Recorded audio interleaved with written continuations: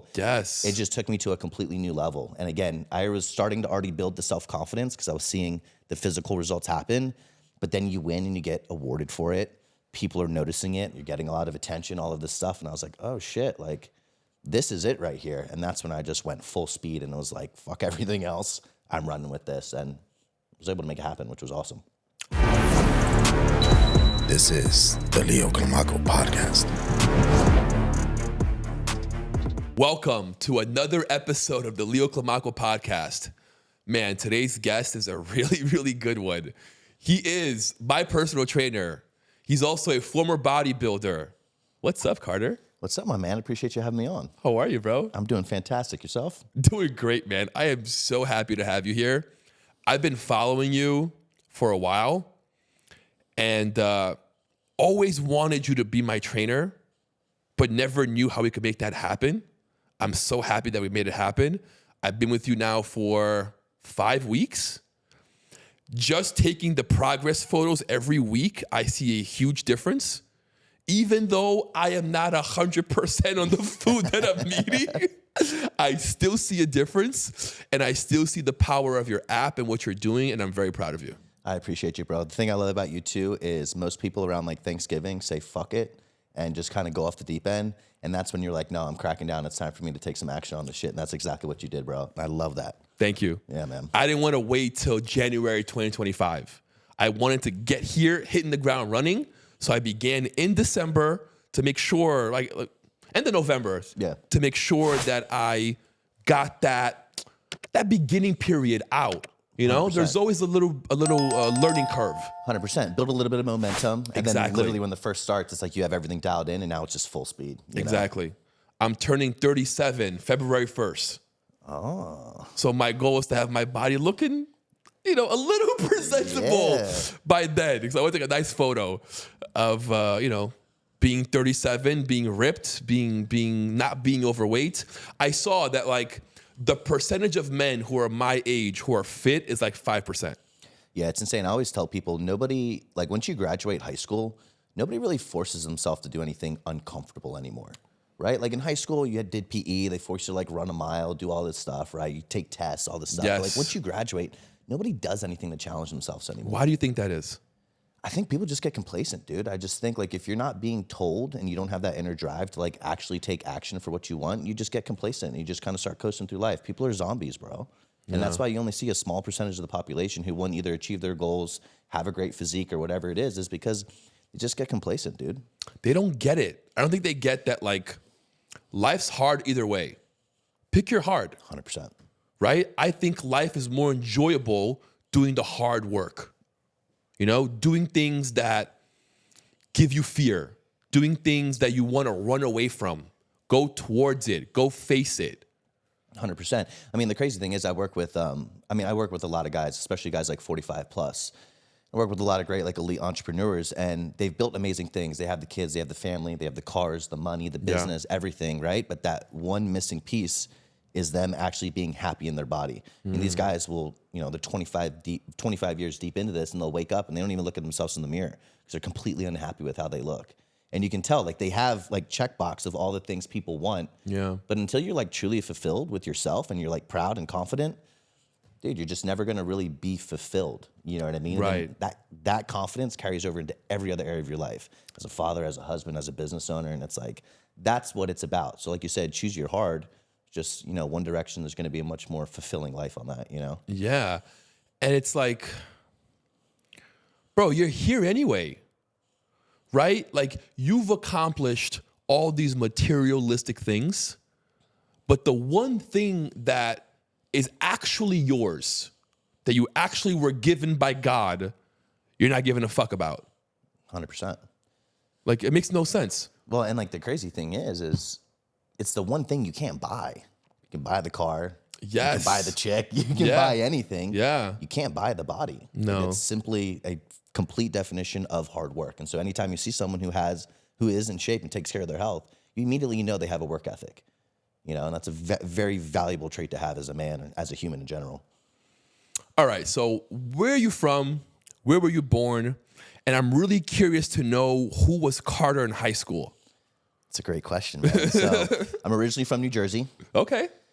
When I was 11, we moved from New Jersey to California. And then about 2 years ago, we moved from California to South Florida. Well, we actually went to Tennessee for like 3 months. We hated it. And then we came to South Florida. But growing up was a little interesting. My father passed away when I was 5. My mom then remarried. He passed away when I was 14. Wow. So I was a very angry kid during that time period. Just unfortunately got myself into a bunch of shit because I was just angry, dude. I didn't know how to deal with my emotions. I didn't know how to deal with anything. When I was 15, my best friend actually got hit by a car right in front of me. Wow. He passed away as well. So like first, 10 years of my life, there's just like a lot of death.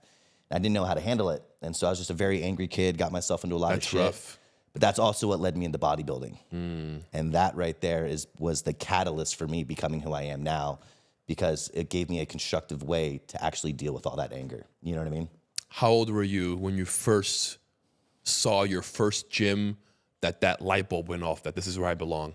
I was 15. You were 15. I was 15. I was just super angry. I was getting into a lot of trouble, got kicked out of school. And my mom was like, dude, we need to figure something out for you. And she literally drove me to a gym, dropped me off and said, just fucking go in there and figure it out. Went in there, was like super insecure, didn't know what the hell I was doing, but I just fell in love with the process because I was like, dude, this is like just me versus me. Like when you put your headphones on and you're just like in that zone, dude, it's like therapy at its finest. I love it. Like I worked through so much shit unintentionally that allowed me to really just like clean my life up and set me on a really good path. And that's why I'm grateful I did it at such a young age, because otherwise shit would have just got a lot worse, How did you look at 15? I was a skinny kid, dude. So when I started high school, I was like 105 pounds. But when I graduated high school, I was 198 pounds. What a difference. So throughout my high school, completely different people. Gained I put on, 100 pounds. Yeah, dude, it was insane. So it was just like, again, starting high school from when I graduated, I was just a completely different person, mentally and physically. That's crazy. Yeah. I think bodybuilding is one of the most intense things one can choose to do. Because like you said, it's literally you versus you, right? Like you're not competing against anybody else but yourself. 100%. It's such a mind fuck. Well, and the crazy piece of it too, and this is where I just developed such an insane work ethic, again, kind of unintentionally, because like, dude, nobody's telling you to like get up in the morning and do cardio. Even if you have a coach, they're not there waking you up in the morning. Right. Nobody's telling you what to eat. Like nobody's like forcing you to do anything, but you're choosing to. Yes. And you're just like on this 24-hour clock of like, what can I do in this 24 hours to make sure I move that needle closer to my goal? But then you put this work in and then it manifests into physical results, which is like the most powerful thing, because when you put in work and then you actually see like it physically right in front of you, you're like, oh, fuck. Like it sticks, it hits. And then now you get addicted to that feeling. And I got sucked into that just drive of being able to like take myself to the next level and physically seeing myself change. You know what I mean? So it took you about 3 years to go from 105 to 195, right? About 3 or 4 years? Yeah, like 4 years, yeah. Yeah. Yeah. Puberty hit hard. I bet. When did you decide I want to compete? So when I first got into the gym, I was surrounded by just a bunch of bodybuilders. And that's what kind of like opened the door up for me. And I was like super interested in all of it. And obviously I feel like these guys were fucking jacked. California, right? This was all in California. And I just saw these dudes, they were jacked, carried themselves a certain way, walked with like extreme confidence. Everyone in the gym would look at them and I was like, fuck, this is cool. Like I kind of like that. But then my body started changing like crazy. And my goal was always to actually compete in bodybuilding. So I was like, figured it'd be like 10, 15 years before I ever stepped on stage. But about like 3, 4-ish years into my journey, started having all these pro bodybuilders be like, hey, you'd fit really good in that new men's physique category. And I'm like, oh no, like it's not me. I'm still young. I have so much. Like, no, like you have the right look. And they convinced me to do a show when I was 17. That's awesome. So I did a show, ended up winning the entire thing. I was like beating dudes in their 30s, just like literally won everything. And I was like, whoa. That's incredible. Maybe I do have the look. And then I just kind of ran with that. What a confidence booster. Bro. That was just like, again, talking about everything like manifesting in the physical results and then getting the reassurance from other people. Yes. It just took me to a completely new level. And again, I was starting to already build the self-confidence because I was seeing the physical results happen. But then you win and you get awarded for it. People are noticing it. You're getting a lot of attention, all of this stuff. And I was like, oh shit, like this is it right here. And that's when I just went full speed and it was like, fuck everything else. I'm running with this, and was able to make it happen, which was awesome. How long did you compete for? So I did my first show. I actually did my first show when I was like 16. I did my last show when I was 22. I went pro at 21. Okay. So was that 8 years or whatever? Was when I made it all happen. Wow. How much money can you make in this going pro? None, right? None. I mean, so like I won some of the bigger shows, and the checks were between $3,000 to $5,000 for winning. But you spend double that on your actual prep. So there is no real money in it. It's what you do with your name and how you turn that into a business. Got it. And I saw that early on because, again, I was around a lot of these guys they're in their 40s, been bodybuilding for 20 years, and I saw that they didn't have a pot to piss in, dude. Like they were just a one-trick pony. They had a good physique, and that was it. And I was like, I definitely want more. I want to be able to like make money doing what I love. And that's when I said, all right, I accomplished what I wanted to do with competing. Now it's time to actually figure out how to build a business out of this. And that's kind of how I got into personal training, then the online coaching, and everything kind of evolved from there. You're a great trainer. You really are. I appreciate it, man. Like, I feel like a lot of trainers are just okay with giving you a really good workout. But there's no thought behind it. There's no end goal. There's no plan. There's no food portion of it, right? Like, you blew me away because you provide such a well-rounded, comprehensive service from blood work to peptides to what, it's incredible that like you can be that one-stop shop. And that's always the goal. And that's the thing is everybody thinks it's that 1 hour in the gym. But that 1 hour in the gym is like 10% of your fucking progress. Right. It's everything you do outside of it, the daily habits, the nutrition, like the internal health, like bringing the entire picture together in order to get you to that goal in the most efficient route. And again, that's why I was an in-person trainer, so I get that. But like, that's not, you getting a good workout is not going to change shit. No. Like we have to, again, change the daily habits, make sure the internal health is dialed in, not just so we can focus on longevity, but so we can get to the goal as efficiently as possible. So again, it's looking at the entire picture, building that entire picture that works like cohesively with that person's lifestyle. And that's how you're able to get there in the most efficient route. And again, if you can get people progress as quickly as possible, that's when it sticks. That's when the motivation happens. That's how you're able to then transition them into a more sustainable approach. And you can completely alter their lifestyle because you then make it a lifestyle. That's when you buy in. Yeah. Yeah, 100%. You really saved my life this during Christmas because the first food plan that you gave me, right? It was with ground turkey and chicken breast. Ground turkey for lunch, chicken breast for dinner, right? Man, by like week 2, I couldn't eat any more freaking ground turkey. And then I saw that there was an option to exchange. Yep. Changed my life. It gave me such new spark because I had different foods to be able to eat, different proteins. It was great. Well, and that's the thing is like, again, I came from the bodybuilding background, so everything was very controlled. Yeah. The goal is to control the variables. In order to get to that very low body fat percent, we have to do that, right? Yeah.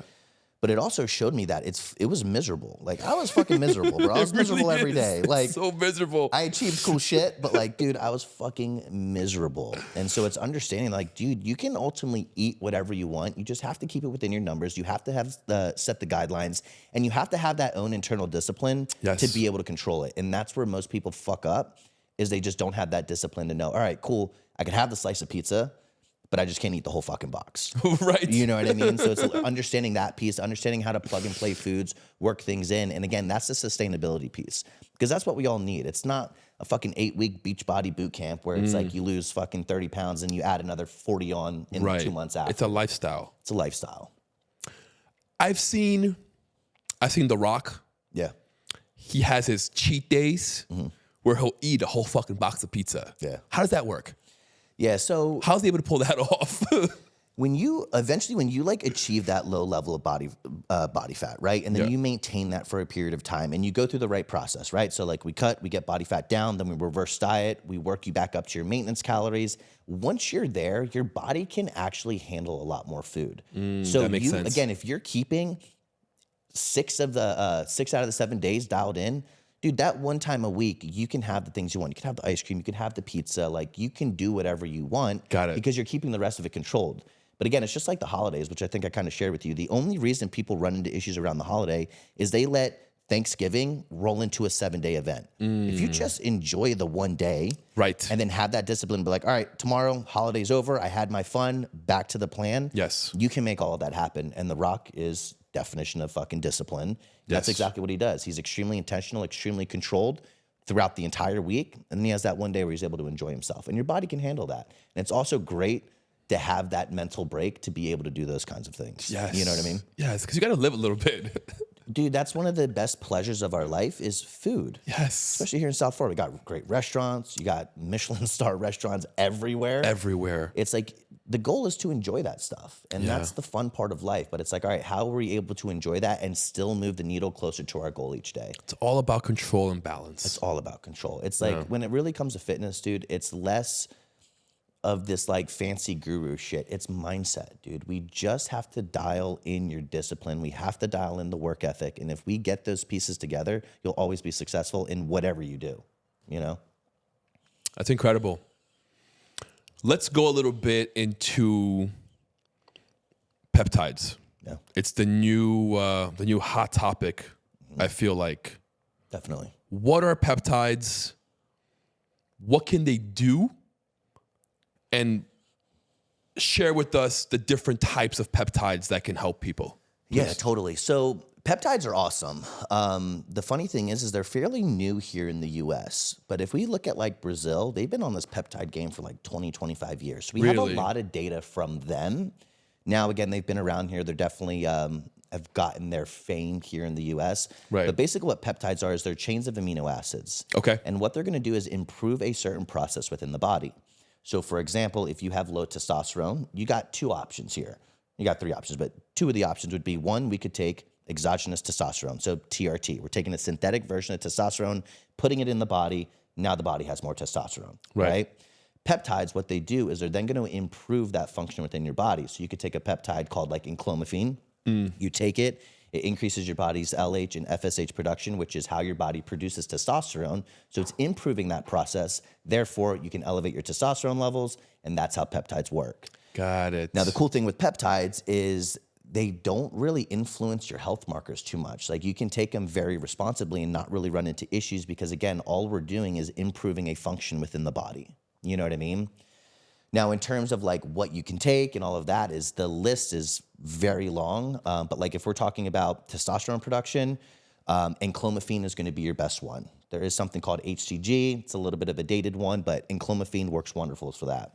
There's tons of fat loss peptides. That list goes on, but all the big ones are going to be your Ozempic, your Wegovy, trizipatide, semaglutide. so those are all peptides. Those are all peptides. They fall in that category. Correct. They sure do. Okay. Did not know that. Yeah, and then now there's growth hormone peptides too, which those are basically going to increases your body's production of IGF-1, which is increases your growth hormone within your body, and then you get all the added benefits from growth hormone. I heard that what is it? Deer antler? Deer antler, yeah. Have you heard of that? I have. What the fuck is that? Deer- I think it's to do with your HGH. Yeah, so deer antler, same thing. It's basically you're going to be taking deer antler, and what it will do is basically increases. It's going to give you added levels of growth hormone or IGF-1, basically. IGF-1, And that's it'll right. Increase those levels. Again, it's one of those things though that's not super effective. You know, I definitely feel like it's one of those things that's a little bit of Marketing. a little bit of a marketing play. You know what I mean? I'm really big about using stuff that we have a lot of research on. Right. There is a lot of things that come out. They're new. Doesn't mean they're bad. But like anytime I'm going to use something myself or recommend it for someone, I like stuff that we have data on. Like what happens with the long-term use of this stuff. And if we look at like semaglutide, or like right now it's kind of getting a bunch of bad raps because now there's a bunch of health issues that are popping up from it. People are losing their vision, things like that. Really? And so what is the long-term use of using this stuff? And when we have that data, it's like, all right, cool. Like HRT or like testosterone, dude, we have like 60, 70 years of research behind it now and how you can use it, how safe it is in males and females, in the transgender community. Like we have so much data around it. So we know the pros and cons of it. You know what I mean? Yeah, we know exactly how to dial it. Exactly. Yeah. Man, I feel like I feel like we live in a world that is starting to wake up and is starting to realize that we've been killing ourselves by eating all this junk, eating all this crap. I really feel like that tide is turning 100%. and we're starting to wake up and really realize that health is the most important thing. And I hope that people get with it. America's too fat. America's too obese. It's insane. And if you look at our healthcare system, we're like behind Ethiopia. Really? Which is fucking crazy to think about. Wow. I mean, we got Elon Musk that's like about to put people on fucking Mars and shit. Like crazy things. But like we still are running into all these same issues. And again, there's so much that goes into it because there's so much money behind big pharma and the way all that stuff works. And again, America and these companies here have made money off of getting people sick and then helping them get better. You know what I mean? And so again, that's why I'm like super excited to see what RFK can actually do. Me too. I think it's going to be a real uphill battle because you are going to still be fighting big pharma and there's so much money behind that. However, it's bringing the awareness to everyone. And once you have the awareness, people can actually start making informed decisions for themselves to actually make those necessary changes. And we have access to everything now. Like we have access to whatever you need. Before you used to have to like go through a doctor to get blood work and go through all this. Dude, now we got HRT clinics. You can order blood work on your own. Like there is so much we can do to optimize our health, to increase our longevity, to see what's going on internally in order to make sure you're the healthiest you. What's your opinion on NAD? I think NAD is incredible. Yeah. NAD is, I like to call it the fountain of youth. Increases cell turnover. So, I mean, you'll see people take it. And I think this is what like a lot of these celebrities are using because I mean, look at J-Lo. She looks like she's in her 30s still. Yeah. But it's crazy. I mean, people use NAD, and within a couple of months, I mean, you'll see them. They look younger. Their skin looks better. They just, it's incredible what it can do. That's incredible. How long has it been around? NAD, again, Brazil's been on this game for a while. NAD's been available here in the U.S. for like 7 to 10 years now, though. It's been a little while. My people. I'm Brazilian. You know that, right? Oh, are you? Yeah, I was born in Your Brazil. people are legit, bro. I was born in Brazil. I was born in Rio. Moved to New York when I was 7. Okay. Yeah. Nice. And then when'd you come down here? 4 years ago. Oh, nice, man. Yeah. Get away from the cold. Bro, it was too cold. I moved October 2020 in the middle of COVID. Okay. Yeah, I said, fuck that place. I'm out. Yeah, when we were in California, we left in 2021. We were just like, yep, peace the fuck out. Try to go somewhere new, you know? Yeah, but Brazil's a wild, wild west down there. It is the wild, wild You know, west. they got very little rules and regulations. You can do whatever the fuck you want. My cousin was taking steroids at 14 years old. Shit. Yeah. Yeah. But that's the thing with Brazil. I mean, you'll even see it like with their plastic surgery and stuff like that too. Yeah. Like, again, we have a lot of data from them because they have access to everything. There's no rules, so they're able to just kind of get all this shit. You know what I mean? But yeah, like you said, there's no real guidelines to things, so it can make things a little sketchy. Okay, let's go into steroids. Let's do it. Since it was brought up. Is there such a thing as legal steroids? Yes, there is. Okay. So testosterone, for example. Got it. Testosterone is considered a steroid. Got it. Okay. But again, testosterone is a bioidentical hormone. So it's a hormone that's already in our body. Got it. Testosterone, HGH, so human growth hormone, those are the two bioidentical hormones. So those are the two hormones that we can take, we can run blood work and know exactly how much is in our system. So that's why they're actually the safest to use. Got it. Okay. Also, the body knows what to do with it because we already have It's this within designed our for body. it, right? Exactly. Now, there are still other like steroids that are great, like nandrolone. You might have heard of it as DECA. Yes. Can be used very responsibly. It is used in a therapeutic setting. It's great for people who have any kind of joint issues, even older people who have like ruined a lot of the cartilage and things like that within their joint. It's going to help hold fluid within inside that joint. So again, keep the joints a little bit healthier, less pain, things like that. Got so it. there are legal steroids, but it is only a select few. There's a lot more compounds that are more just on the underground route that you'll see like through the bodybuilding industry and things like that. But there's definitely still like legit legal ones that you can be prescribed, and there's a medical application for them. So it's hard for me to understand. There are some illegal steroids, but are legal through a doctor. Is that how it works? Separate, right? No. So there's legal steroids. So Right. testosterone, nandrolone, winstrol, anavar, all of those have a medical application to them. Got it. Now, there is steroids that are used by humans, but there's no way they can be prescribed. There is no actual medical application to them. Got it. For example, trenbolone. Everybody's heard of tren. Yes.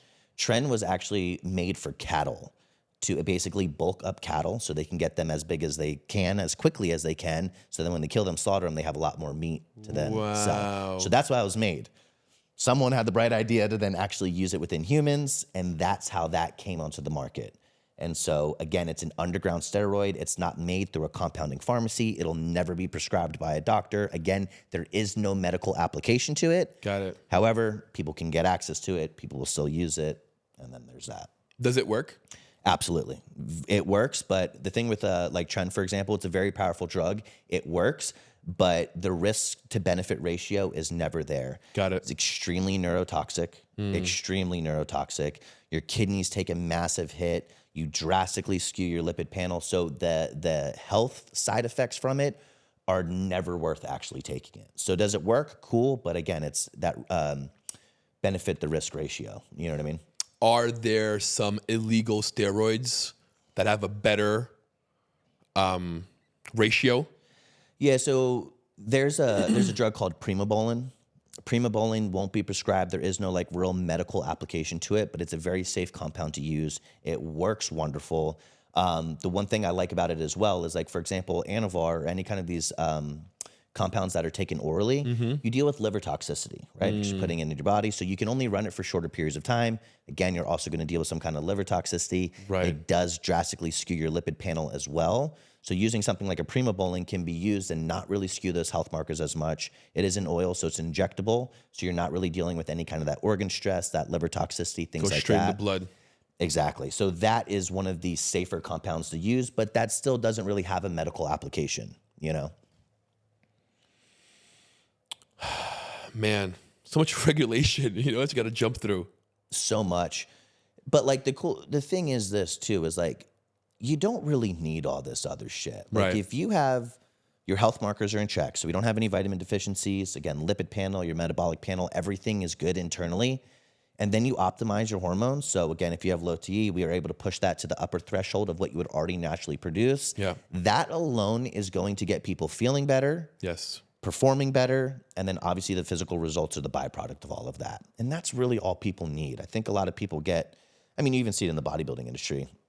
People just think you need to take more to be able to get to a goal even faster. Right. But that's not really how it works. Like if we really just actually optimize our health, so again, optimize the hormones, no health issues, you can get very far and you can yield very superior results just off of that. And then you're not compromising your health. You're not cutting into your longevity. And that's what everything should be about. Because again, like, dude, I want to be fucking 90, jacked, shredded, looking and feeling my absolute best. Hell yeah. I don't want to fucking die at 35. Like, No. don't. You know How old what I are you? mean? I'm young, dude. I'm 29. You're 29. You are young. I'm a youngster. That's your man. whole life ahead of you. I Yeah. mean, we're only like But that's like, 7 years apart. No big yeah, deal. but that's the biggest thing, dude, is like so many people take things for this, like, just this temporary pleasure. It's like, yeah, cool. You get good results. You look cool. But like, Right. what's the point if you cut your life in half? How long's your body going to last after that, right? Exactly. And there's always a rebound on the back end. So that's why I'm just really big about preaching to people like, you can use things responsibly, but you have to actually take the responsible approach. So hire someone who knows what the fuck they're doing. Right. Make sure you're looking at your internal health. Make sure you're doing all of these things. Like, again, a lot of people just take stuff and not even get their blood work done. Like, figure out what's going on. And again, like, even if we're not using any kind of enhancements or anything, everyone should be looking at their internal health. Stop burying your head in the fucking sand. Look at what's going on internally, because if you do that and you stay on top of that, you can get ahead of like 95% of the issues that most people run into, you know? Let's go into that. So why do you think we have this epidemic of men who don't even want to go find out what their health status is? That's a great question. I think one reason is our healthcare system has been fucked for a very long time. And before like HRT clinics and everything we have access to now, if you wanted to go take a look at what's going on internally, you had to jump through some fucking hoops. Yeah. You had to make an appointment. You're then going to go to your appointment fucking 6 weeks later.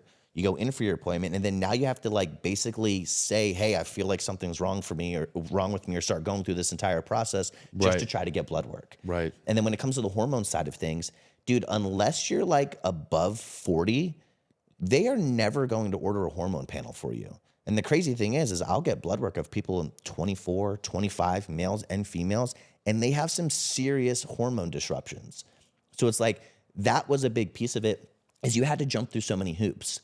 But the second side of it is I think just people are just don't fucking have that drive to actually give a fuck.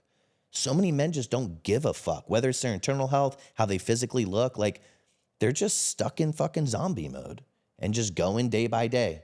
How do I get to the end of the day and find that next pleasure? And that's why, again, we see drug problems, we see alcohol problems, we see people who are addicted to fucking food. Yeah. We see all these issues because people are just so fucking complacent and they're always looking for pleasure. And again, if I don't know something's going wrong, I don't have to stress about it. So they just don't fucking look. So it's like, dude, get ahead of the fucking problems. Figure out what's going on. Make sure you're operating at your absolute best so you can then pour that into every other area of your life.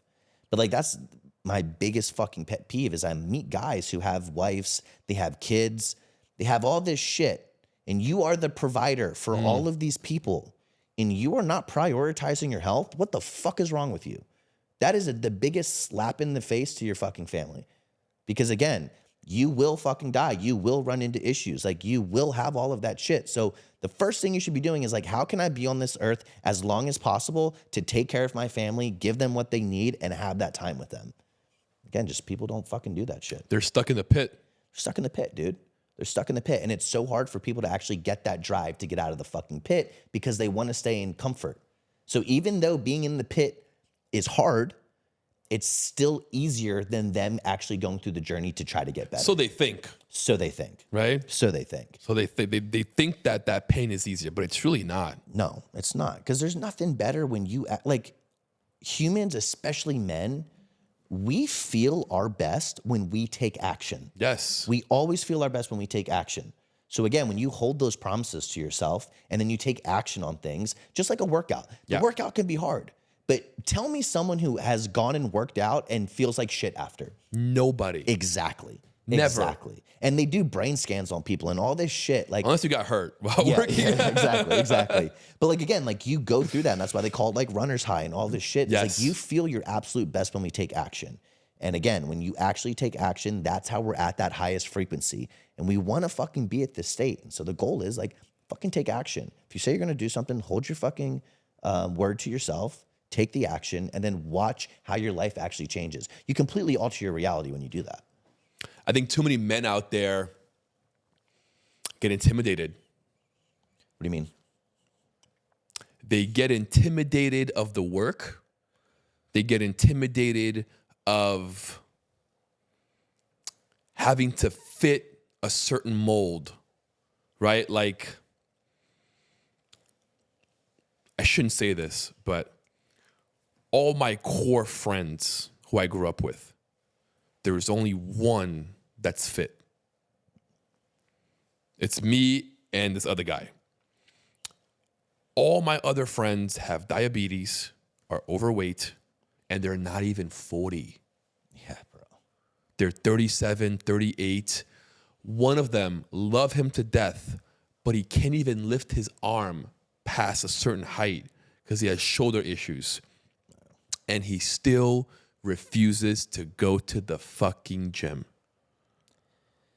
And it's just like, for me, bro, I don't fucking understand. And I actually did a podcast on this the other day, and I was talking about people need to have their rock bottom.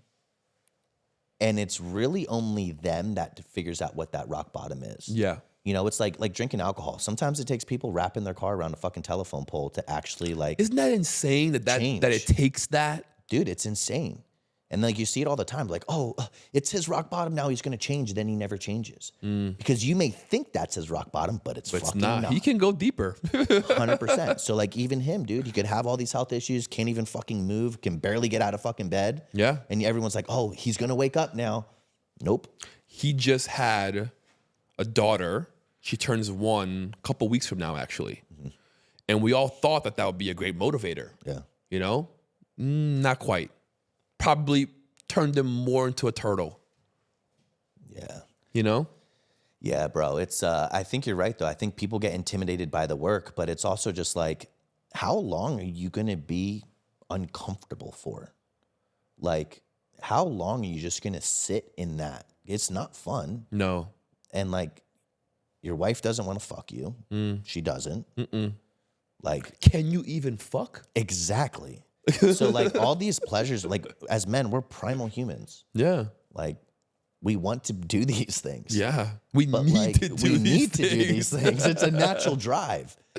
But again, like, what the fuck is the point of living in that? And then again, you're so young, you still have fucking plenty of life ahead of you, but now you have all these health issues and you're just chipping away at that. Yeah. You just like every fucking bad decision you make, you're just knocking some time off that fucking timeline that you're here on this earth.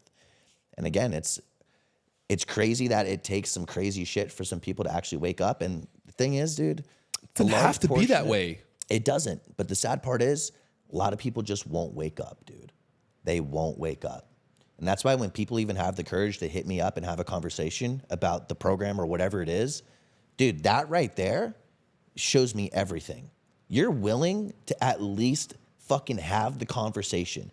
You're at least aware that you need to make some fucking changes. And that is the first step, is just have the fucking awareness. But everyone buries their fucking head in the sand. They're seeking the next pleasure, and they just stay in this repetitive fucking cycle, dude. They wake up and they're like, all right, what can I do next to make myself fucking feel good? And their feeling good is fucking eating, drinking, fucking doing blow, whatever the fuck it is. Yeah. You know? It's good and bad, right? Because I sometimes use people like that as motivation, right? Like of what not to be, of what not to do, of what I can become if I let myself go. Yeah. Right? And I think, to me, it's a great motivator. It is a great it's funny you say that, because that's one of the biggest like things for me is like, I remember me and my wife were at an airport and we were getting some food, waiting for the plane or whatever. And I see this guy sitting at the table with his wife's there and his like 2 kids. And he's sitting there, his stomach's hanging over the fucking table. He's slurping down this massive fucking soda, fucking has food dripped on his fucking stomach, and he's on his phone. And I literally see his wife and his kids sitting there, not on their phones or anything, just like, you could tell how unhappy they were, how they were fucking embarrassed of him. And I'm telling you right now, he knows that. He just doesn't give a fuck. No. And like, as a man, dude, if you have a fucking wife, if you have a fucking family, you better have a sense of urgency to step the fuck up. Yeah. And if you don't, I'm telling you right now, there's a man that will come in and actually step the fuck up and give those people the life they want, and then you fucking lose everything. And that might be your wake-up call. We don't know. But it's like, I'm never going to let a fucking another man outwork me or come in and take my wife or take my kids. 100%. Fuck no. Fuck I'm going that. to do everything in my power every single fucking day to become the best me so I can give them everything they fucking need. You know? I had a similar experience. I was at Disney. Older gentleman, maybe 60 and over, but he was huge. He must have been almost 300 pounds, maybe like 5'8", 5'9", huge little ball, right? At the restaurant, also eating with his wife and 3 male kids. Guess what? All the 3 kids were fat. Shitty part is, man, you're setting your kid up for a lifetime of pain. Yes. I don't think people truly understand that if your child is overweight, not only are they going to get bullied and all that shit throughout their fucking childhood, which is mentally destroying them, but in order for them to correct that is going to take fucking years. And a lot of therapy. And a lot of fucking therapy. But fucking years to just get that weight off, to rewire the mind and have a healthy relationship with food, to understand that exercise is good and I should enjoy this stuff. Like, you're setting your fucking kid up for so much pain. It's so sad. It's so fucking sad, dude. It's so fucking sad, but it starts with the fucking parents, dude. You have to set the standard for your family, especially the men. Yes. Set the fucking standard for your family. And lead. Lead. But nobody fucking leads, dude. Nobody fucking leads. And I see it all the time with these men, and it's fucking disgusting. And that's why we only have a small percentage of this population of men like us. Yeah. But that's also why I'm proud to be who the fuck I am. I'm proud for everyone that comes to work with me because I'm going to turn you into an even bigger fucking savage than you already are. Let's fucking go. Physically and fucking mentally. And that right there is what we need more of in this world. We have a soft fucking society. Too soft. Way too fucking soft. Yeah. Other countries, other men fucking laugh at us. Oh, yeah. And it's like, do what the fuck you need to do to step the fuck up and understand that when you put that work in, you feel so fucking good. You feel incredible. Yeah. Like I said, we thrive best when we take fucking action. My 5-year-old, fucking love that kid. He goes to me the other day, Daddy, are you going to the gym? I said, yeah, I'm going to the gym. But he goes, can I come with you? And I go, buddy, you're too young, but one day you will. I promise you. One day you're going to come with me to the gym. Promise you. Love that. Just before I came here, I was on the phone with one of my clients. He has 2 boys and a little girl. And his 2 boys, he forced to start coming to the gym with him. So they wake up 5 o'clock, do a little Bible study. Nice. Then they go to the fucking gym. Then he drops them off at school. And then they go about their day. That's awesome. It was like around the holidays, and they were like bitching about going to the gym. So he's like, you know what, fine, you guys don't have to go. And he started noticing they were disrespecting their mom. Their attitude was changing in the house. Really? He started noticing the kids were just being little fuckers. And he's like, fuck that. We're going back to our routine. And it immediately shifts these. And these kids, I think one's like 9, the other one's like 14 or something like that. That's good age.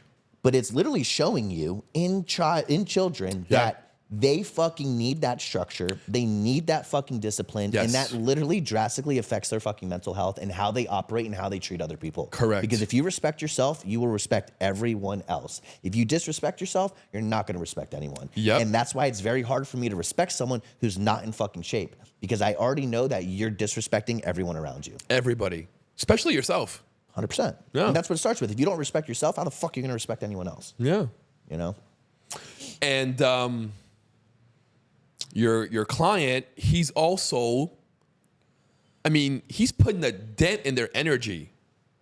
Kids have so much energy. Yeah. You know? Yeah. Get them to the gym, get that energy out, go live your day.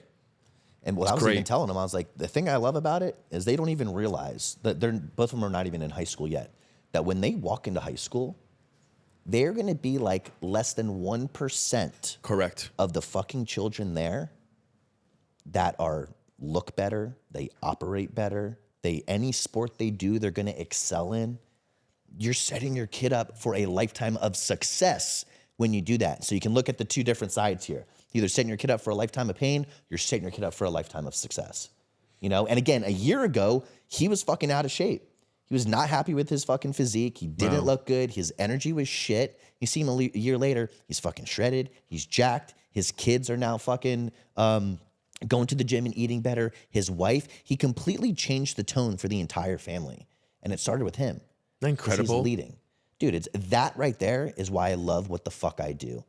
Because not only did his life change, his entire family's life change. And I know those boys are now, again, set up for a lifetime of success. You're building men. Building fucking men, productive members of the society. And that is what we need. That's incredible. Yeah. It's incredible how you were able to find yourself at a very young age. Oh, I'm so grateful I did. It's incredible. Yeah, I'm so grateful I did. And it's crazy because, like, again, so much happened, but it wasn't until, like, as a man, until you sit down and you're actually scared shitless. And that's what happened when my best friend passed away in front of me. I was fucking so scared, bro. So scared. Bro, And I was can't just like, even imagine. I never want that fucking feeling. I need to make sure that I have power, I have control. And when I have power and control, I know I'll be okay. And that's why it all starts with fucking fitness. That is the baseline of personal development. Yes. It's physical fitness. What you do with your body and what you eat. Doesn't get more disciplined than that. I'm still yet to understand why people keep running away from it. It's just dude, everyone's a fucking sleep, dude. They just everyone's fucking pleasure seeking, dude. Like, nobody wants to put themselves through that temporary, like, struggle. Uncomfortable, right? Yeah. No one wants to be uncomfortable. Like I said, when you're in fucking high school, no one wanted to go run a mile. No. Like, oh, fuck, we got to go run a mile this week. Nobody wanted to do it, but everyone fucking did it. Everyone got it done. and everyone fucking felt better after. Like, school and all of that shit, it sets you up for success. Yeah. You have to fucking take tests. You have to show up on time. You have to show up to multiple classes on time. Like, physical fitness, they're making you run a mile. They're making you do all this shit. Like, it's setting you up for all of this shit. But again, people graduate, get out of fucking school, and everything goes out the window. They don't continue to implement those same things for themselves. They get lazy. Lazy. They don't give themselves any kind of challenge. But the crazy thing is, these people are still so committed to living a shitty life. They're committed to being unhappy in their fucking body. Do you know what I think it is? I think people become adults and they're like, oh, I'm done growing. Yeah. Right? I'm an adult now. There's no more, like, there's nothing else I need to learn. I've gone to school, I have my bachelor's or whatever, or master's, and now I know it all. And those are the worst people. You should always be a student. The smartest people are always trying to learn. Yes. They're always trying to figure out the next thing, expand their knowledge on whatever it is. And that's why we should always be students. Till the day we fucking die, we should always be a student. There's always something we can learn. There's always something to improve on ourselves. We're never fucking dialed in 100%. No. There's always something to improve. I'm dying to know, do you have a routine? If so, what is it? Yeah, absolutely. So I get up at 3:40 every morning. Holy shit. Yeah, dude. Bright and early. Time to dude. go to sleep. That's the hard part. I'm normally in bed by about 8:30. I try to pass out by about 9. I'm really big on sleep. Sleep is like super crucial. So I try to make sure I get minimum of 6 hours. I can definitely tell you have no kids. Yes. No kids. No kids. Not yet, at least. But yeah, so I'm up at 3:40. I do, we call it stacking. So basically what it is I sit there and I'll basically reflect on the day, give I love myself stacking. basically, rewire the brain. That's the first about 20, 30 minutes of the day. Drive to the gym. I then train for about hour and a half. I'll come back, shower, eat, sit on the patio with my wife for like 10, 15 minutes, and then I'll dive into my work. And then I'll normally take like a midday break to like go walk the dog, get outside, do something to kind of clear my head. But my morning is really my bulk time to just like focus on me, build me. Then the rest of the day is about serving everyone else. And I didn't really always have that, but as the business continued to grow and I was serving more people, I started to just get super exhausted and I wasn't making time for myself and I wasn't really even feeling my best self. My physique was even starting to slip because again, I was pouring my energy into everyone else. Right. And I was like, And not refilling your cup. 100%. And I was like, the only way this is going to happen is if I actually get up and I spend the first part of the morning, the first couple hours of the morning, just pouring into me, making me feel better mentally, physically, spending a little bit of time with the wife. Yeah. And then everything gets better from there. And that's why I'm like so big on morning routines, whatever it is. Doesn't mean you have to get up at fucking 3:30, but like you need to be doing something in the morning to take care of you before the kids are up, before your wife is up, whatever it is. Because like as men, especially when you're providing for the family, you're carrying a lot of weight. You're carrying all of that fucking weight. And it's up to you to then take that time in the morning for you. Because if you do have kids, when you come home from work, guess what? Wife had the kids all day. It's now your turn. So it's now your turn to then help out with the kids and then you go to bed. And if you don't take that time in the morning, you're never going to be able to pour into yourself, you know? I'm more of a night person. Are you? Little night owl? So I take that time for myself at night. Good for you. From like, so I go to the gym at night. Okay. I go to the gym between 7:30 and 10:30. Okay. Somewhere around there. I'll go home. I'll bathe the kids, put them to sleep. I'll eat something. I'll do my protein shake, and I'll go to the gym. I love it. Yeah. And then so you'll have those couple hours at the end of the night. Exactly, to myself. Yeah, good for you. So I'm in bed by like 11:30 midnight. Yeah. Up by 6 a.m. every day. There you go. Yeah. Because my mornings requires me to go drive my kid to school. So we're up at 6 every day. We're out the house by 6:30 every day. He's in school by 7:10. So I'm driving like an hour in the morning between two kids, taking one to Coconut Creek, coming back, taking one to Fort Lauderdale, coming back. Oh, shit. Yeah. Yeah. So I'm driving an hour and a half, 2 hours every single morning before 8 a.m. Yeah. Driving kids around. Yeah. Yeah. So I wish I could figure out a way to do what you do. It just doesn't fit into my schedule. The nighttime stuff's cool too, though, bro. Yeah. It's all about Nobody's just there, having it's that empty. time for yourself. And Yeah. like, that's what I like. So I actually used to, because when I was in school, when I was training, I still worked full time. So I used to train at like 10:30, 11 o'clock at night. So super late. But it's that same vibe of early in the morning. Yes. No one's on the road. Yes. It's mellow. It's calm. There's a vibe to the fucking 100%. Like, there's a different energy in the air. There's a piece to it. And that's what I thrive for, is that peace. And that's the only reason that like getting up early, I like that, is because again, it's calm. Yeah. The world's still asleep. The world's asleep, dude. Or again, for you, the world went to sleep. Yes, went to sleep. And now you have it, you know? Let's hit a little bit of business. Yep. Business-wise, what difference have you seen you physically training someone, that model, versus the online model? Yeah, two things. One, the money. And then two, the actual transformations of my clients. So when I was in person, I was doing 8 to 10 sessions a day, 6 times a week. Wow. So it was basically 10-hour days plus my commute, but we'll call it 10-hour days, 6 days a week. Wow. I had no time to make sure you were doing what the fuck you need to do outside of that 1 hour we had together. Right. So yeah, you got a great workout, your form was out and you were training like a fucking champ. However, what the fuck were you doing the rest of the time? And so I had no time to actually make sure my clients were dialed in on the shit that really mattered, like the nutrition, their daily habits, all of this stuff, because I was booked training people all the time. So the minute I was able to switch to the online model, it gave me that approach to be way more hands-on with my clients and really look at the entire picture. That 1 hour workout is important, but it's not the like number one thing. No, it's not everything. It's what we're doing with the rest of the time. So it gave me the ability to actually truly transform people in the most efficient approach and give them everything they need to actually be successful and again, take themselves to the goal in the most efficient way. And it gave you more time. It gave me more time. Because you're limited, right? You only have certain hours of the day where you could train so many people before you burn out also. Exactly. So I was burnt out. My money was capped because I had no more hours. And at that time, I was already training 2 to 3 people in one session. Wow. So it'd be like a little group workout. You were already 2 to 3 grouping it, guys. yeah. So I did everything I could to push my income as high as I could. And then I was burnt out. I had no time to train for myself. I was spending no time with my wife. And that was one of the biggest catalysts for me is dude, I never saw her. And when I came home, dude, I'd see her for 30 minutes and I'd knock the fuck out. And so like she was getting nothing from me. Right. And like I could see like she just wanted to spend time with me and I had no energy for her.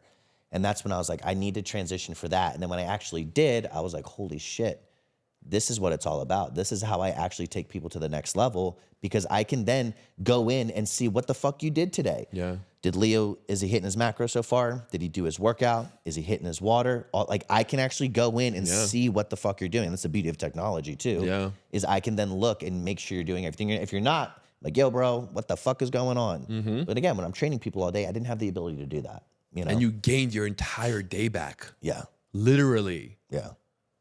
And you're still servicing people at a higher caliber, at a higher level. It's incredible. Yeah, and I'm so grateful for it. I'm so grateful for social media, technology, everything we have, because again, it truly is. And a lot of people get in that. They'll be like, oh, like I'm just going to get a personal trainer.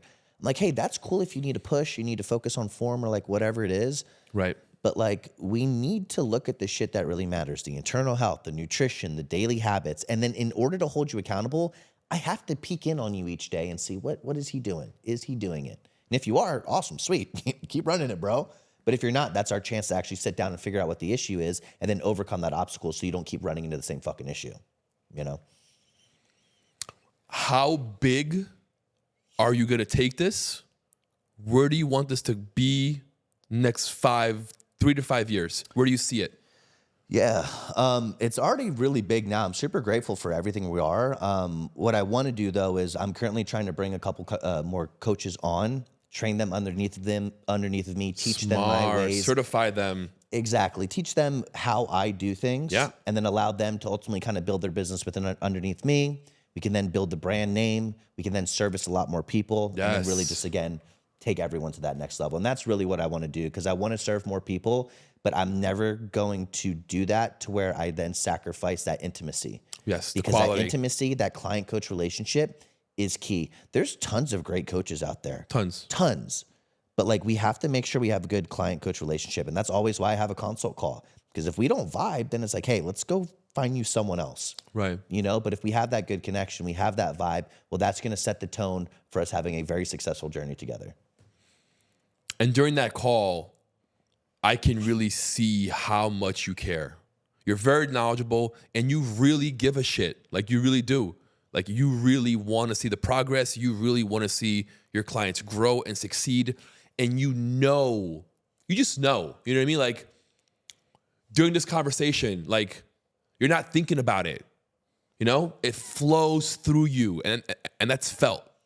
Yeah, I appreciate it. And the thing is like, everyone kind of has the same problems. And again, the piece of it all is You see the mindset. patterns, right? You see the patterns. And once you see the patterns enough, it's very easy to give them the solution on how to fix it. Right. And then the accountability piece is me just like slapping them in the head. Like, hey, motherfucker, I told you this is what you need to do. Why are you not doing it? And then again, it allows people to really make that switch and change. And again, adjust the lifestyle, really dial everything in order to set themselves up for a lifetime of success. Because I always say to people, like, I don't want to have to coach you forever. My goal is for us to spend our time together, get you to the goal, give you all the tools and resources to make sure you're set up for success, and then you don't ever have to go through this process again. Man, that was so mind-boggling to me. The fact that you told me, bro, I'm only training you for a year. That's it. Yeah. I thought that was so revolutionary because most coaches want to keep you because you're in person. They depend on you for that money, for that paycheck. Yep. So they don't want you to go anywhere. Yeah. I look They at it want to keep different. milking off of you. Because if I get you into the best shape of your life, you sustain it, you are now a walking billboard for me. Yes. So when everyone sees you, like, holy fuck, Leo looks insane. Leo's Call like, Carter. My boy Carter. And then everything grows from there. And that's literally how my business has grown is like, dude, 80% of my business is referrals because people fucking transform their friends, their families, their coworkers. Everyone sees it. Yeah. They carry themselves differently. They obviously look different. And people are like, fuck, I want that. And then again, the business grows from there. And that's how it should be. The only reason people work with me longer than that time frame is when we need to move the goalpost. When they're like, hey, I want to now pack on a lot more muscle tissue and extra. All right, cool, let's do it. Hey, I want to compete. Cool, let's do it. Right. Whatever it is, then we move the goalpost and awesome. But like the goal is like within that time frame, we should be doing everything we need to do to get you to the goal and make sure you're set up for success. How big are you right now? Size-wise, like weight? Yeah. I'm like 215. Like 215. Trying to put on a little bit more size right now. And You like, look jacked as fuck. I appreciate it, bro. I appreciate it. I'm like 215. I stay at like 7-8% body fat. I never let myself get over that.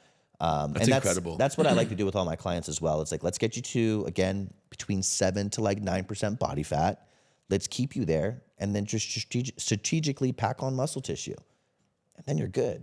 You look great all the time. You make it sound so simple. Once you get there, it's simple. But the thing is, the fat loss phase is the shortest time, Yeah. but it's also the hardest. You know, losing body fat happens quick, but that's where you're going to have the biggest, it's the hardest part. Because again, you're controlling things. You're not able to eat as much food. There's a little bit more expenditure added in, things like that. But once you knock that out and you get into that reverse diet phase, everything's so much more manageable at that point. Talk to me a little bit about the dynamics of you and your wife both being coaches and working together. Yeah, so we actually met through fitness. That makes sense. She was very young competing as well. She went pro very young as well. So we were both in San Diego at the time, and we were the youngest that were like coming up in the fitness industry. So we knew each other, and we knew like there was always that mutual respect there. Right. A couple years later, we ended up seeing each other again, rekindled our relationship, and then everything kind of took off from there. But the relationship has actually been incredible because she's the one who encouraged me to then go online and join forces with her. So I was an in-person trainer. She graduated college early to start building her online coaching business. And so that's what she was already doing for a couple years before we even met. And so she was the one who was like, hey, like you're working all the time. I know you're tired. I want more time with you. Come work with me. Come work with me. Come work with me. Finally, I was like, all right, let's do this. We joined forces, and then everything kind of exploded from there. The power of women, huh? Power, yeah, bro, power. It took her a long time to convince me because I was like, I am not giving up my money to like, I worked so hard to build my in-person clientele. No fucking way. Yeah. Then again, eventually got to a point where I was like, if I don't give her my time, You're going to lose her. I'm going to lose her, dude. Yeah. I'm going to lose her. And I wasn't willing to do that. But it's been incredible because now we're able to like truly take people to that next level, help the wives, help the husbands, show them that this is possible together. And when you go through that journey with your spouse, your bond, nothing will build your bond like going through that journey and actually transforming together. Because you feel better, you're going through it together, you're holding each other accountable. Yeah. The relationship gets taken to the next level. And I've seen that with so many couples we've worked with. And that's what I love about having her by my side is, again, we're able to come in and actually dial things in. And that's like one of the biggest things in my consultation is your spouse supportive of you doing this? And if they're not, we need to have a serious conversation because you will not be successful. Right. You won't. Your spouse has to be on board. Doesn't mean they have to do the journey with you, right, but they need to be supporting you. And so that's like our biggest thing we try to preach to people is like, you guys got to pour into each other. You got to take care of yourself and prioritize yourself first. Yeah. But then together, you have to be on that same mission, have the same goal, you know? So just so you know, my wife will be joining. I love it. I think my wife and her were actually talking. Yes, they were. They were chatting a little bit. Yes. I love it. Yes, it's going to happen. My wife has had a long road with weight loss. She had 2 kids.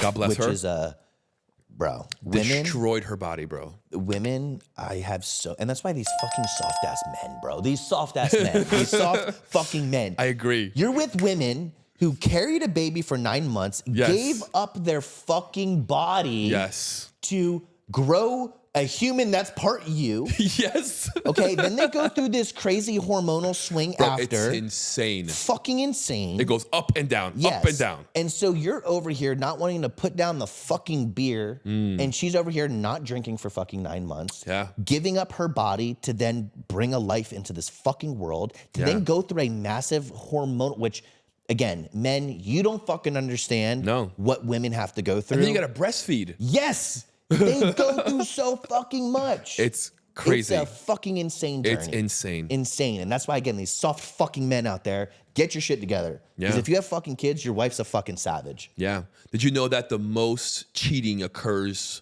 while pregnancy, during pregnancy? From the men? From the men. Most men cheat during pregnancy. What pieces of shit. Isn't that crazy? That's fucking wild. Yeah. That's fucking wild. Because that's usually when the neglect occurs, right? Because they're fucking pregnant. Yeah. They can't look at you or provide you that care that she once provided because she's growing a life. Yeah. So men go seeking elsewhere. And that's also these men that don't fucking pour into themselves. They don't take care of themselves. Exactly. Because if you have your own purpose and you're driven on that shit, you don't need any external fucking shit. No. You're driven on your fucking path. You are focused on your family and on your wife growing a life. Yep. 100%. You know? 100%. It's so funny you brought that up because it's like, women go through so much, dude. And that's why we've worked with a shit ton of women. Yeah.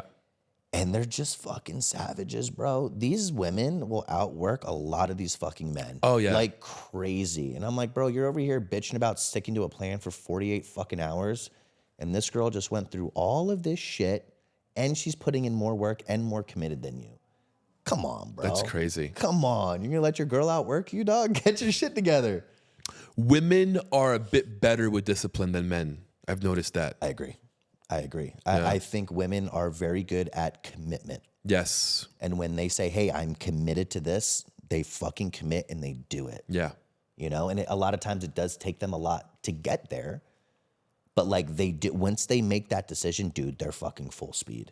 Men are great at talking themselves out of fucking everything. Everything. Make excuses for fucking everything. Fucking barrier after barrier after barrier. Box after box after box. Yeah, the box. I always use that analogy. The fucking box, bro. Let me ask you a question. This is more of a curiosity for my dad. Mm-hmm. My dad's about to be 70. Okay. He's lost a ton of muscle mass. He's getting to that point in life where he's trying to like shrink, starting to like hunch over. Yeah. What can he do, man? What do you suggest someone that old to be able to just have a little bit more comfort in life, to be able to, I don't know, maybe put on a little bit of muscle, have a little bit more flexibility? Yeah, so 2 things, internal health side of things. Mm-hmm. using something like him actually getting on testosterone I told him that. would be the best thing. The number one issue that we run into as we get older is like bone density and loss of muscle. Yeah. Right. And that's why a lot of older people get injured because they don't have as much muscle. Right. Harder to hold themselves up. If they fall, way more susceptible to injury, things like that. So just adding that in is going to give him more energy. It's going to help preserve the muscle tissue he has. He's already going to start just feeling better. Right. Once he actually starts feeling better, it's a lot easier for him to get the movement in. And again, him even just doing some kind of resistance training like 2 times a week and walking will change everything for him. But that's really what it comes down to is just some movement. But you can't just go do that movement or go work. He has no fucking energy or anything for that. No. He works all fucking day still. Does he? Yeah. Fucking badass. But yeah, the best thing he can do is fucking look at your internal health. He's 70, so he's definitely got fucking very low testosterone. Very. Add that in, completely alter his life. And that's one of the easiest things he could do that will have the most profound impact. There's other shit, you know what I mean? But like that right there will change everything. Because like if we look at the data, dude, especially now, whether it's environmental factors, the food, whatever it is, once we hit 30, dude, your T is dropping in like a linear fashion. And if you're not doing anything to get ahead of that problem, it doesn't have to be right to like TRT or anything, but peptides, natural supplementation, whatever it is, you need to be doing something because it's only going to get progressively worse. You know, and again, the best thing we can do as we get older is have more muscle to keep us safe. It's a fucking barrier. Are we designed to lose testosterone at a certain age and the world that we live in is just accelerating that? Or is it the plastic and the pesticide and the preservatives? A little bit of both. Women, they are designed. When they hit menopause, the whole reason that happens is hormones get extremely downregulated. Yeah. So for them, kind of a natural thing. Yeah. Right? Makes sense. For men, part that as well, like as we get older, like the processes within the body just do downregulate. Everything slows down a little bit, right?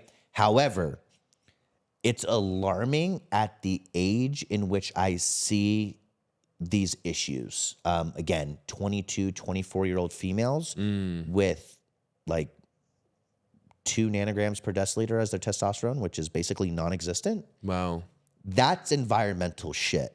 Whether it's the plastics, whether it's the food, whatever the fuck it is, it's alarming at how young people are running into these issues. Wow. I expect to see that in like a premenopausal woman, but not when she's 22. Wow. So a little bit of both, crazy. But environmental factors play a drastic impact in all of this. And that's just what's so fucking concerning. And that's why, again, going back to it, I'm super excited to see what like RFK is actually able to do. Right. Because we need to make some serious changes in this country. Again, there's no reason that foods are illegal in other countries, but they're legal here. It just, come on. Bro, Skittles, they use those red dyes. Yes, dude. That thing is awful for all you. the fucking cereals that they fucking would market as like great for kids are all fucking garbage. Pure sugar. Pure sugar. And again, the Red 40, all of that fucking shit, like there's so fucking much that's playing into this. And again, we have to change it. It's not going to affect us, but if we make those changes now, this is going to help the generations below us actually live longer, be better, and all of those things. And that's what we should be thinking about. It's not about us. It's about fixing the things that are going on so we can set the generations of your children, my children, all of them up for a much better life than what we had. And as a parent, isn't that what we all want? 100%. To just make sure your fucking kid has a better life than what you had? To that point, what doesn't help is that bad food is cheap, good food's expensive. Very true. Doesn't help. Very true. And the thing is I don't feel like it actually needs to be that way. No, it does not. But again, there's so much money behind fast food, behind big pharma, behind all this shit that like we need to just burn it all down and have it rebuilt.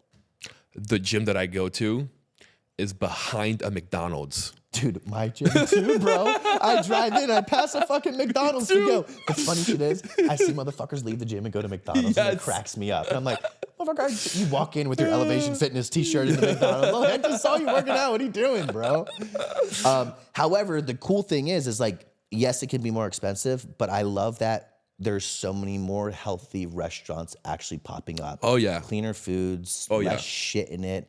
that is awesome to see. Yeah.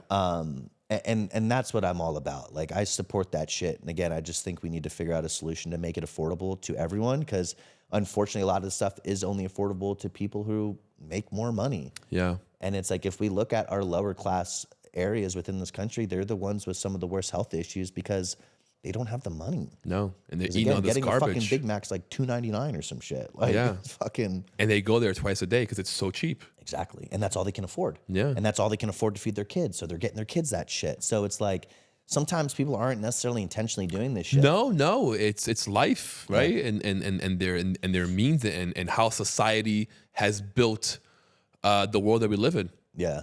But the crazy thing is like, me and my wife went to Thailand for 6 weeks as Nice. like our honeymoon and shit like that. Yeah. And the crazy thing is to see how these people eat like decent, and all their food's not great, but like they eat pretty well off of just what they have. And there's tons of people there. Yeah.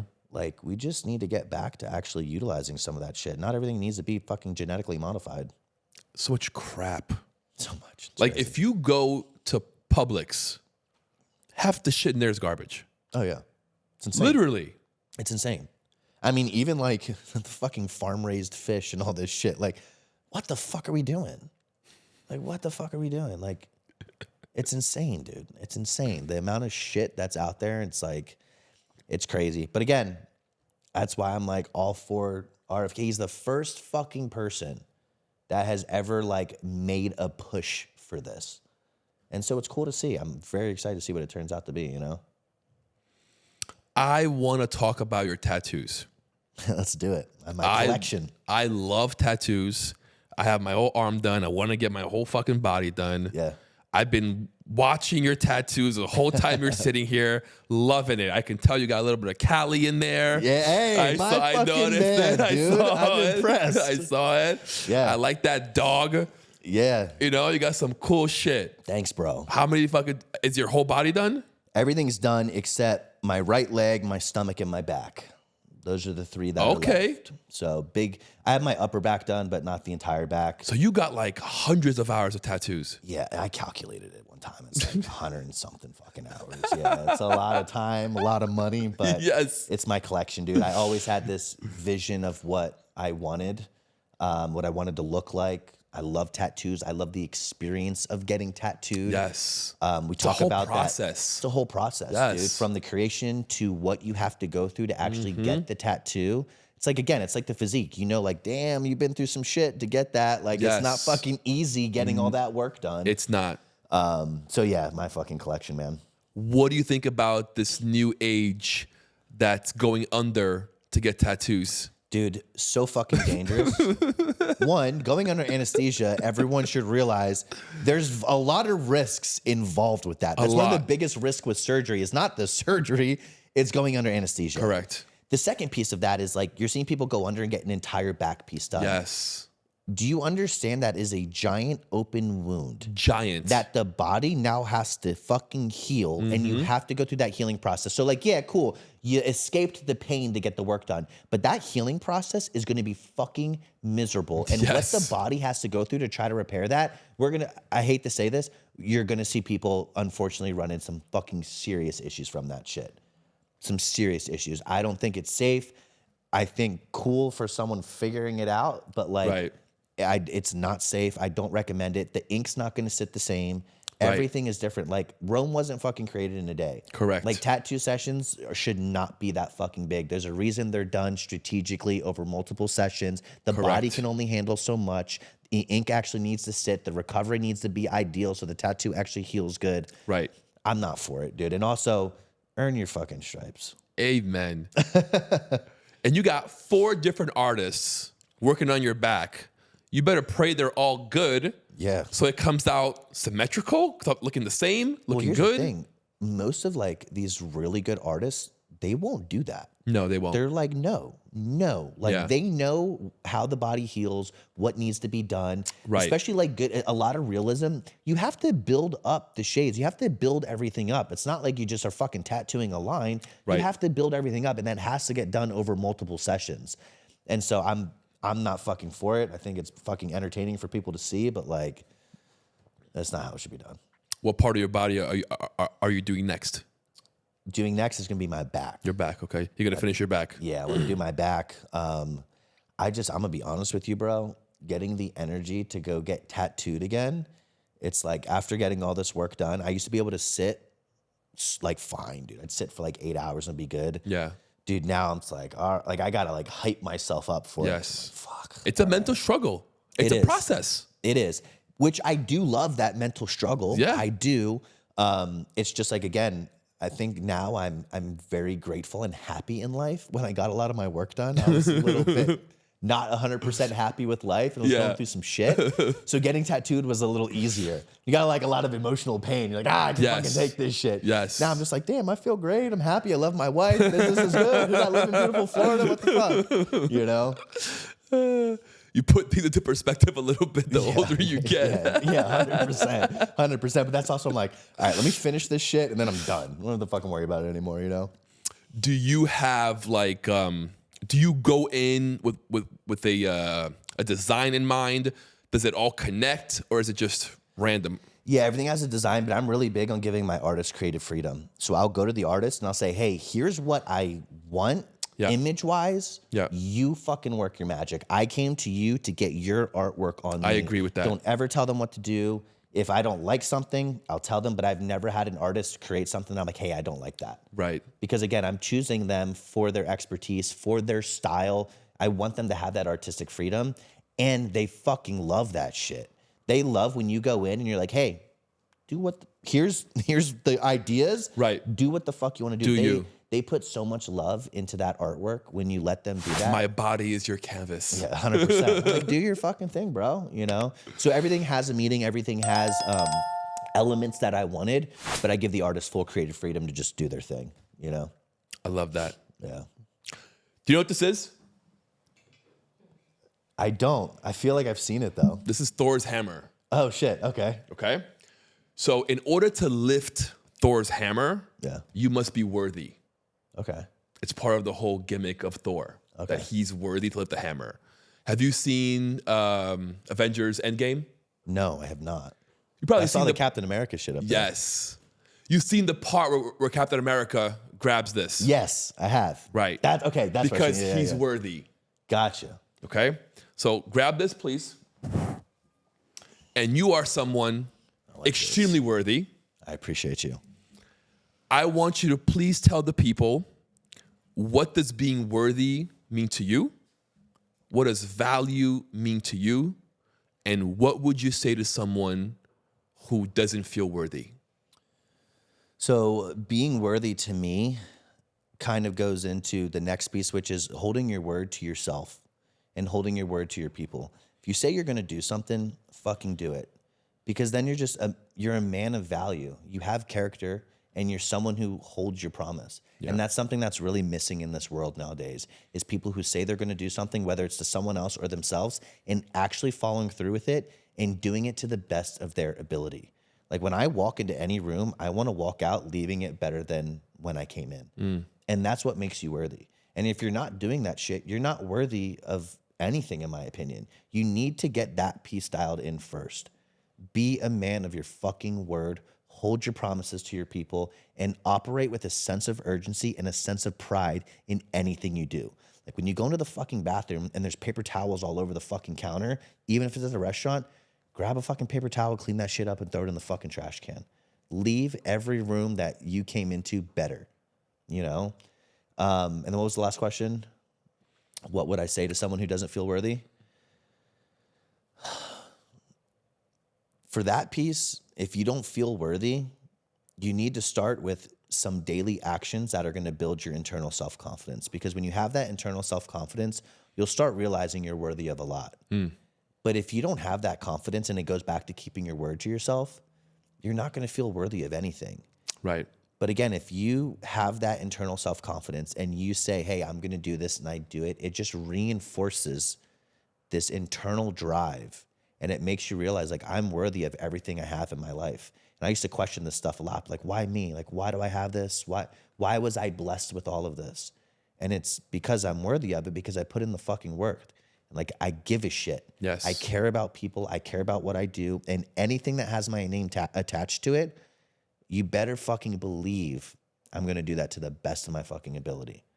So, I love that. boom. Thank you. Appreciate you, bro. Carter, tell the people where they can find you. Yeah, so you can find me on the wonderful Instagram at the Carter Montgomery. Or if you're one of those people who isn't on social media, you can go straight to my website, which is theascensionfitness.fit, and you can find all my information right there. I got to say, Carter has built an incredible system. He has an app where he tracks every fucking thing that you're doing fitness-wise. It's incredible. He is extremely high level.